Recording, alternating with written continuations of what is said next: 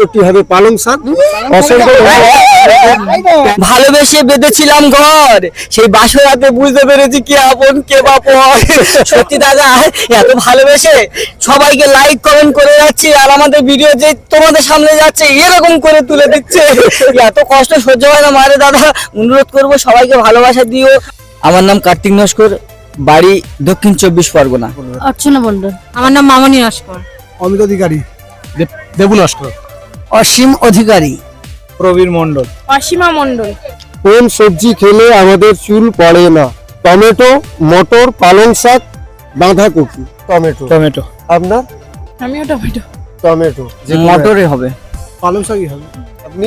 পালং শাকে আয়রন থাকে। মটর। পালং শাক। পালং শাক। পালং শাক। একদম সঠিক উত্তর। চাষে উত্তরটি হবে পালং শাক। চলার পথে কত মনের সাথে কোন পাখিকে রাতের রাজা নামে ডাকা হয়? পেঁচা। পেঁচা। পেঁচা। সবাই একই উত্তর। উত্তরটি হবে পেঁচা। ভাতের সাথে কি খেলে কিডনিতে কখনো পাথর হবে না? অসঞ্চাই। টমেটো, লবণ, লেবুর রস, শসা। লেবু। শসা। লেবু হতে পারে। লেবু। আপনি কি বলেন? লেবু। লেবু। আপনি? আমি তো টমেটো। টমেটো। আপনি? লেবু। শসা। শসা। আপনি? শসা। আপনিও শসা। উত্তরটি হবে লেবুর রস।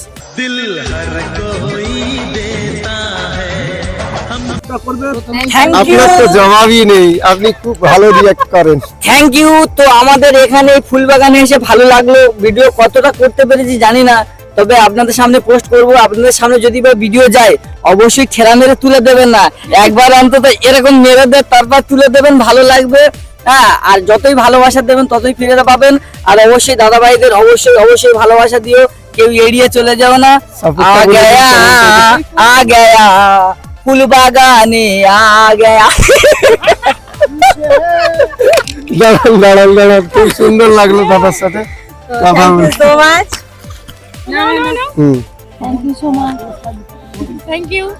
আমার- আবার পরিচয় করে আজকের কুইজ খেলে আপনাদের কেমন লেগেছে? খুব ভালো লাগলো। খুব ভালো লেগেছে।